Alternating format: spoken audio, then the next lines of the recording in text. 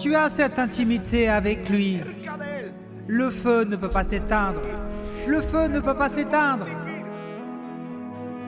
Et tout comme Jésus guérissait quand il était sur terre et qu'il a toujours guéri depuis son départ jusqu'à ce jour, il continuera à guérir.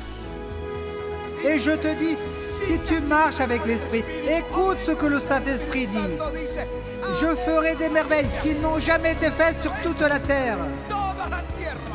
Ce sera des choses impressionnantes, ce que Dieu fera avec toi, celles que Dieu fera avec toi. Je veux te dire, le Dieu qui est sur ta vie est un Dieu pour lequel les impossibles n'existent pas. Rien n'est impossible pour Dieu. Il n'y a rien d'impossible pour Dieu. Non, ce n'est ni par puissance, ni par force, mais c'est par mon esprit, dit l'Éternel des armées. À la croix du Calvaire, Jésus n'a pas été seulement mort pour nos péchés. Il l'a fait aussi pour nous guérir de nos douleurs. Par ses meurtrissures, nous avons été guéris. Je sais que si vous vous tournez vers Jésus, vous rentrerez chez vous en pleine santé, complètement libre. Dis-lui maintenant, Seigneur Jésus, je te remercie parce que je sais que tu es là et que tu es ce Dieu puissant qui nous aime d'un amour gigantesque, Seigneur, que ta miséricorde ne connaît pas de limite. Et comme tu l'as fait avec ces lépreux, là sur la route, sur lesquels, Seigneur, tu n'as eu aucun scrupule à poser la main. Seigneur, nous sommes ici aujourd'hui dans l'humilité et dans la pleine assurance que tu nous aimes. Nous te demandons donc de prendre notre maladie afin que nous puissions rentrer chez nous complètement libres. Nous savons aussi, parce que ta parole le dit, que la guérison est le pain des enfants et que nous sommes tes petits-enfants. Seigneur, je te prie de nous regarder avec miséricorde. Tu lui dis, je renonce, Seigneur, je renonce à la maladie, je renonce à l'esprit de maladie. Je te demande, Seigneur, dès que tu me toucheras, ou je te dis, Seigneur, quand tu me toucheras, je courrai pour te rendre gloire à toi seul, car toi seul le mérites. Nous te remercions, Seigneur Jésus. Nous chassons tout esprit d'infirmité, toute servitude que l'ennemi veut mettre sur nous. Esprit de mort, principe de mort, nous te l'ordonnons, va-t'en. Esprit d'incrédulité, par maintenant. Au nom de Jésus-Christ, Amen et Amen. Nous avions nos petites filles. Elles sont grandes maintenant, mais nous avons demandé un bébé dans le parc et mon utérus est tombé malade. Ovaires polykystiques, fibromes, endométriose et nous avons perdu 3 grossesses continues en 2016, 2017, 18 et 19. Lors de la dernière perte, nous sommes venus à l'église, à la porte du centre de conseil. Nous avons rencontré le pasteur et le pasteur Anita et ils ont prié pour nous, pour la vie. Néanmoins, le pasteur nous a dit, si ce n'est pas le cas, de plus grandes choses viendront. Et en effet, la pandémie est arrivée, beaucoup de choses sont arrivées et le Seigneur a guéri mon utérus complètement. Il m'a donné un nouvel Alléluia, utérus. c'est ce que fait le Seigneur. Il nous donne quelque chose de nouveau. Comment s'appelle le bébé? Amie Elisabeth, Amie Elisabeth. Ami, mon peuple bien-aimé, que Dieu bénisse Ami, et que Dieu te bénisse, et qu'il bénisse cette famille au nom de Jésus. J'ai passé 6 mois à participer à plusieurs appels à candidature et maintenant, en raison du profil professionnel et des exigences, c'est très difficile. Et j'ai dit une fois, je suis venu ici à l'église et j'ai dit comme ça, ici, je vais faire l'alliance 1000 fois avec mon Seigneur. Et regardez, c'est ce que je faisais. Au bout de 8 jours, on m'en a donné 2. Et là, je suis content, parce que j'ai dû décider lequel des 2 était le meilleur et avec le double du salaire que je gagnais en tant que professionnel. Amen, c'est formidable. Vous aviez à cœur de le donner et le Seigneur a ouvert ses fenêtres du ciel sur vous. Que Dieu vous bénisse. Si tu désires en savoir plus sur Jésus, savoir ce qu'il a fait pour toi et ce qu'il pourrait faire dans ta vie, alors écoute attentivement les paroles suivantes. La parole du Seigneur dit dans Jean chapitre 1. Elle est venue chez les siens, parlant de Jésus, et les siens ne l'ont point reçu. Mais à tous ceux qui l'ont reçu, À ceux qui croient en son nom, elle a donné le pouvoir de devenir enfants de Dieu, lesquels sont nés. Vous pouvez faire de ce monde et de ce qu'il vous offre votre paternité et votre citoyenneté, mais cela est terrestre et le prince de ce monde est le diable et Satan. Vous pouvez aussi vous arrêter un instant et lui dire « Je n'appartiens pas au monde, ni à Satan. Ma vie appartient au Fils unique de Dieu. Mon âme repose entre ses mains et mon cœur n'appartient qu'à vous. Seigneur Jésus, si vous êtes debout ou en train de prendre cette décision, fermez les yeux et dites avec moi, Seigneur Jésus, j'ai besoin de toi. J'ai été un pécheur. J'ai été loin de toi. Mais aujourd'hui, je me repens. Je me tourne vers toi de tout mon cœur. Je te demande de laver mes péchés avec ton précieux sang et de faire de moi une nouvelle création en toi. Écris mon nom dans le livre de la vie éternelle. Ne l'efface jamais. Et aide-moi à te rester fidèle. À ta parole, jusqu'à la fin de mes jours. Jusqu'au jour où je serai avec toi. Célébrant pour l'éternité. Au nom de Jésus, Amen. Amen.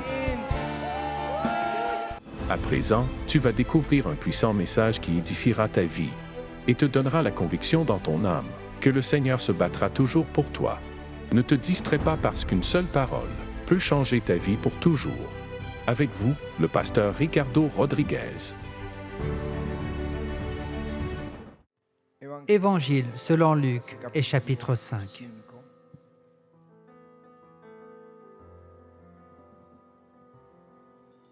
Si vous êtes sur le verset, dites Amen à haute voix. Il dit, comme Jésus se trouvait auprès du lac de Génézareth et que la foule se pressait autour de lui pour entendre la parole de Dieu. C'est déjà un réveil, n'est-ce pas? Êtes-vous ici avec moi? Êtes-vous avec la lecture? Quand les gens se rassemblent pour entendre la parole de Dieu, il y a un réveil. Il vit au bord du lac, 2 barques, d'où les pêcheurs étaient descendus pour laver leurs filets. Il monta dans l'une de ces barques, qui était à Simon. Puis il s'assit, et de la barque, il enseignait la foule.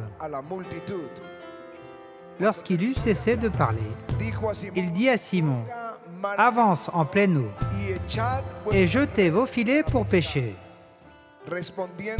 Simon lui répondit, « Maître, nous avons travaillé toute la nuit, sans rien prendre. Mais sur ta parole, je jetterai le filet. » L'ayant jeté, ils prirent une grande quantité de poissons, et leurs filets se rompaient. Ils firent signe à leurs compagnons, qui étaient dans l'autre barque, de venir les aider. Ils vinrent, et ils remplirent les 2 barques, au point qu'elles enfonçaient. Alléluia!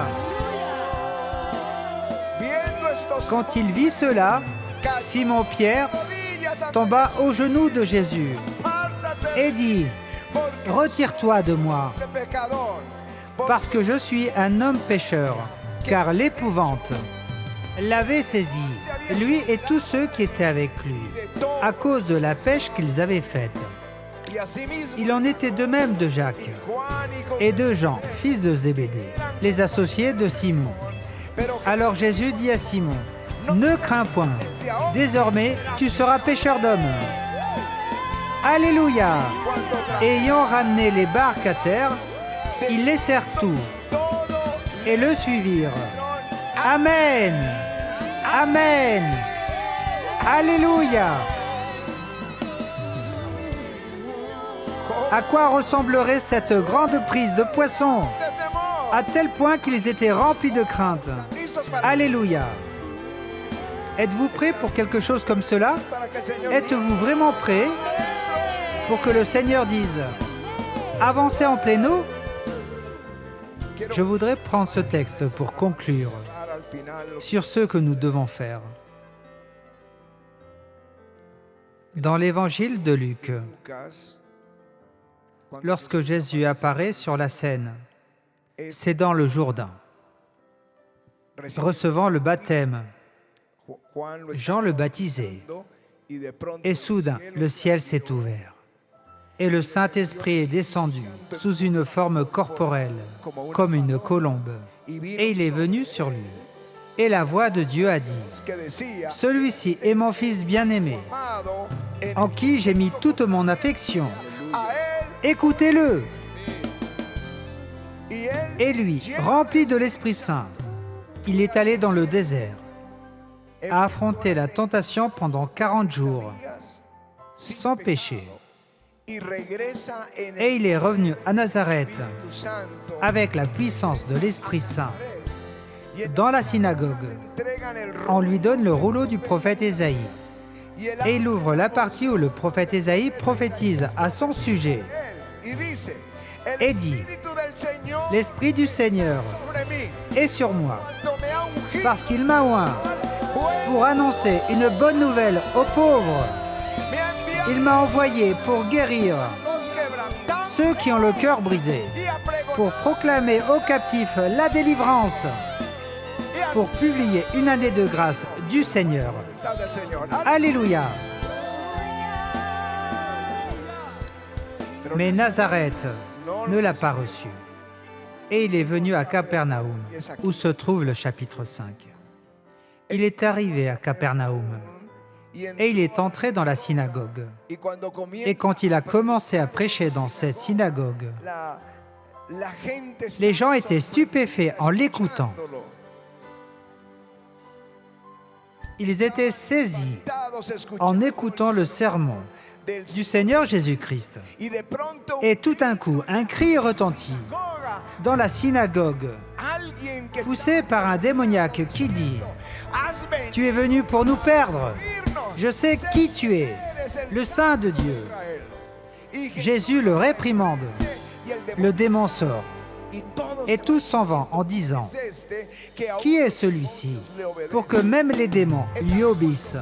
C'est alors que Pierre emmène Jésus dans sa maison. La meilleure décision que tu puisses prendre est d'emmener Jésus dans ta maison.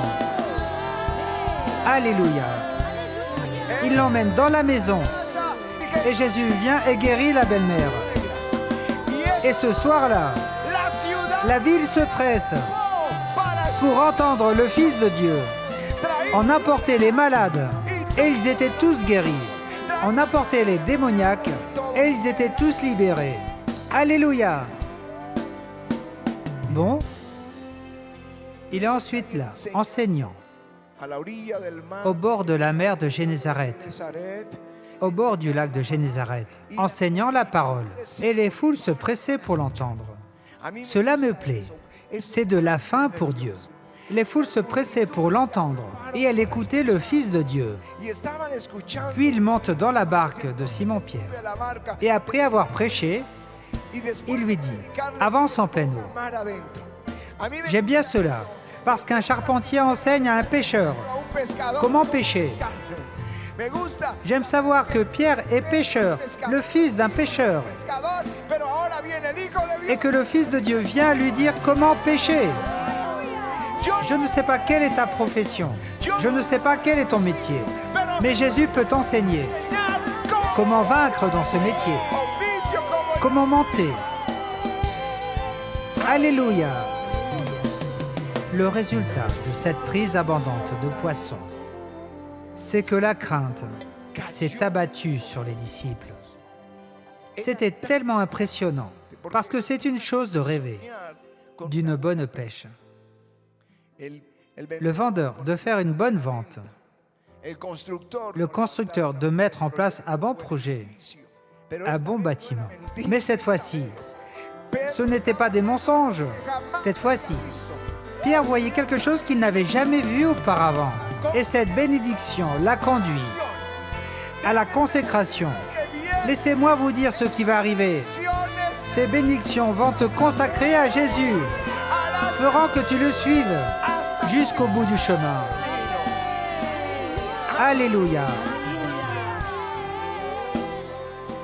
Je vous le dis, l'Église se réveille. Il y a une faim d'entendre la parole de Dieu. Ils courront vers le pain. Ils courront vers le pain de Dieu. Ils courront.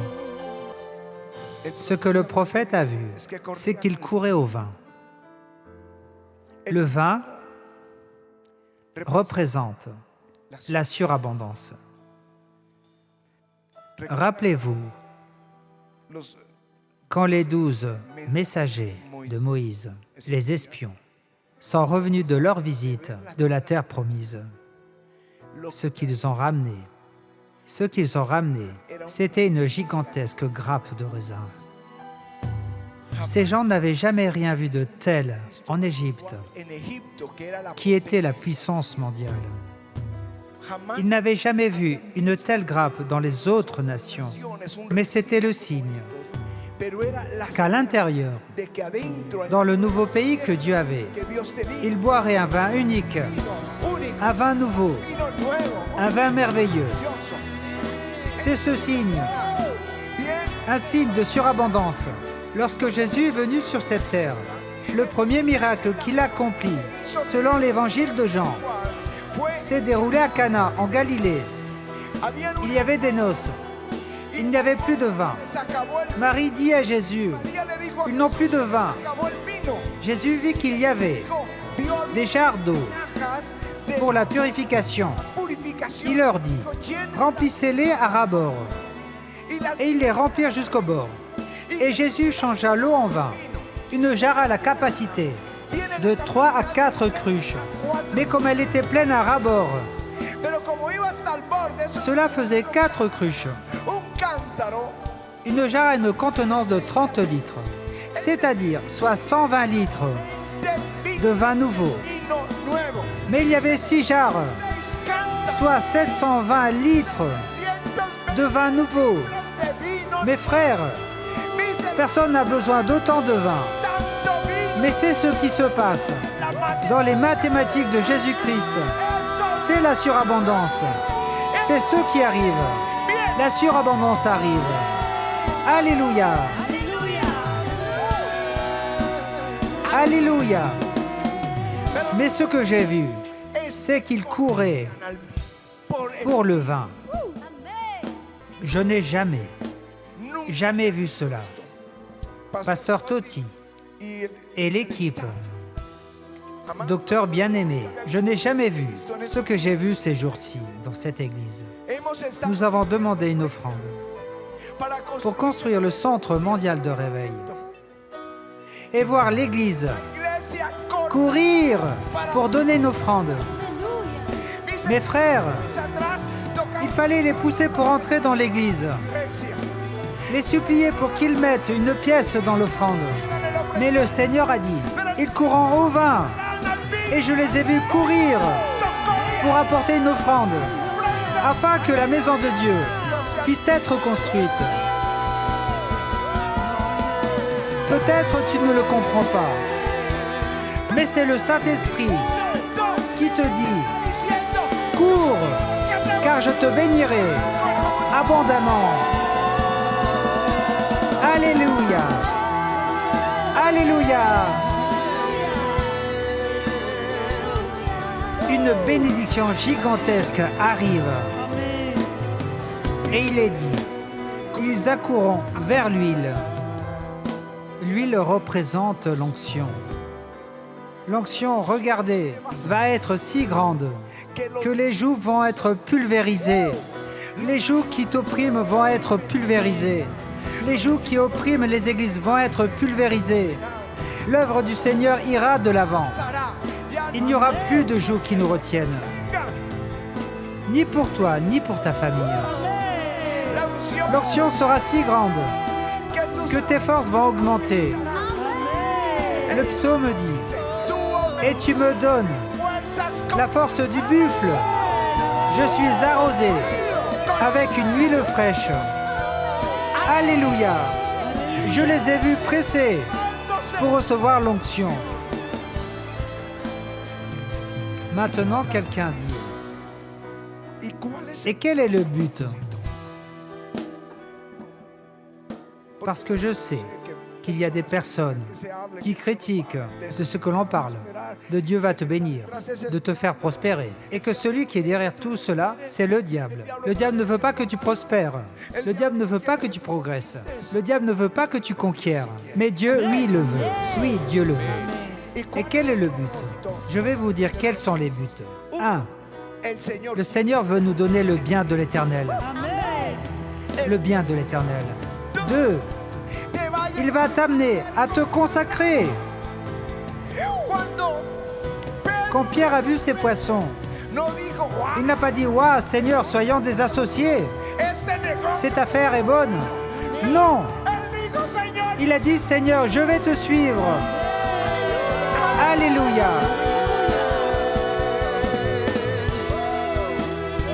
3. Que tu crois. Tu diras « Je crois, oui. » Mais quand les batailles arrivent, tu pleures beaucoup. Si tu croyais, tu ne pleurais pas. Mais tu verras tant de merveilles que tu ne pleureras plus. Mais tu te réjouiras. Tu sauras que Dieu est avec toi. Alléluia. Et permettez-moi de vous annoncer ce qui va venir et que nous n'avons pas encore vu. Alors les jeunes filles se réjouiront à la danse. Les jeunes hommes et les vieillards se réjouiront aussi. Nous verrons des danses de la joie, de l'allégresse, du bonheur pour ce que Dieu fait. Alléluia.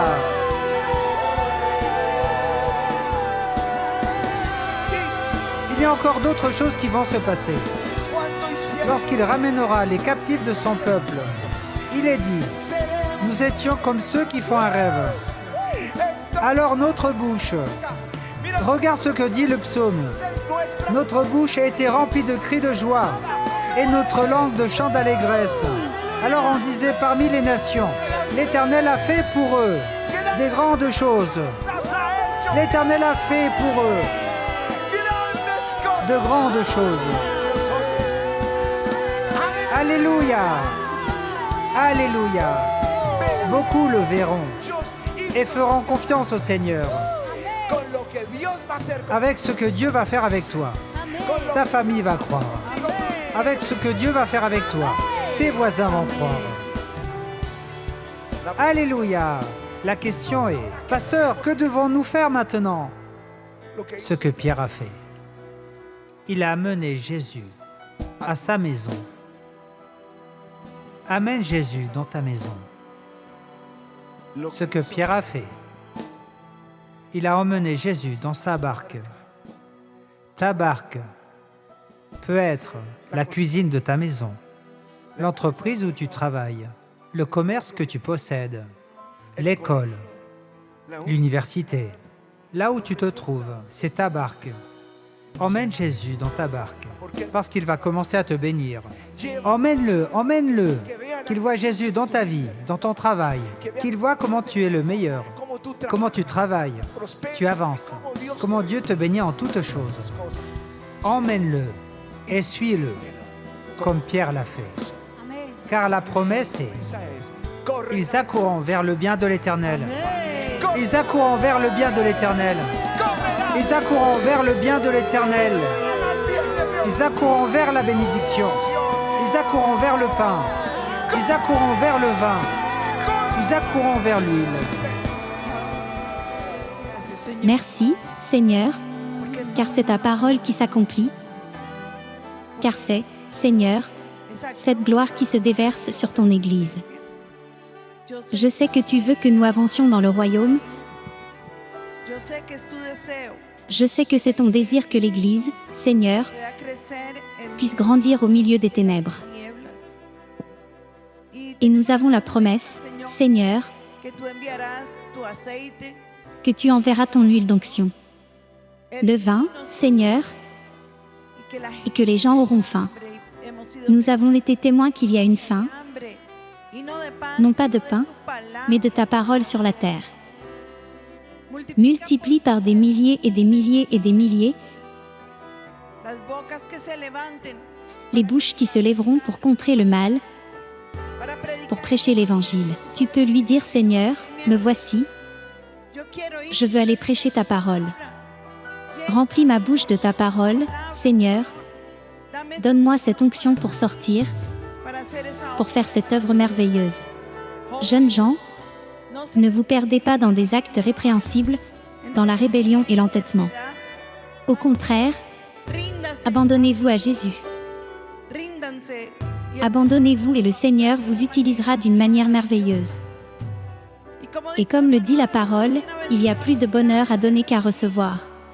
Et vous, les jeunes, qui êtes toujours à la recherche d'expériences rares, plus élevées, plus fortes, vous ne savez pas ce que c'est que de partager avec quelqu'un et de le voir se convertir.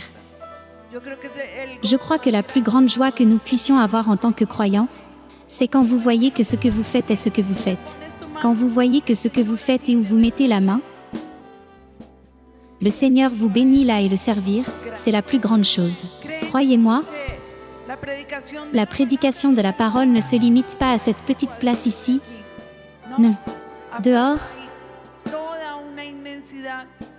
il y a toute une immensité de gens qui n'ont pas donné leur vie à Jésus, qui sont perdus, qui marchent comme des aveugles, qui font des choses immondes, mais il n'y a personne pour les arrêter.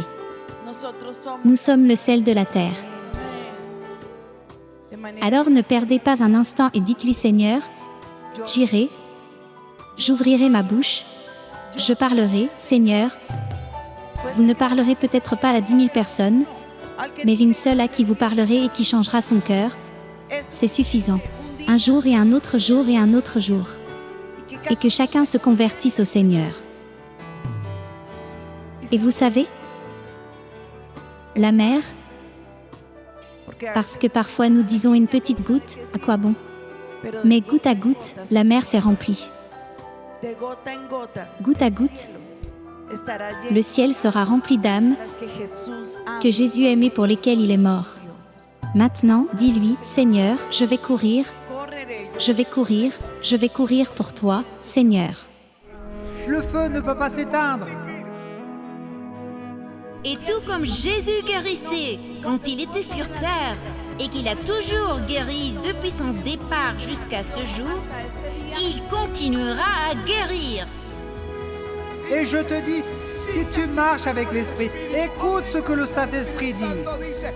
Je ferai des merveilles qui n'ont jamais été faites sur toute la terre. Ce sera des choses impressionnantes, ce que Dieu fera avec toi, celles que Dieu fera avec toi. Je veux te dire, le Dieu qui est sur ta vie est un Dieu pour lequel les impossibles n'existent pas. Rien n'est impossible pour Dieu. Il n'y a rien d'impossible pour Dieu. Non, ce n'est ni par puissance, ni par force, mais c'est par mon esprit, dit l'Éternel des armées.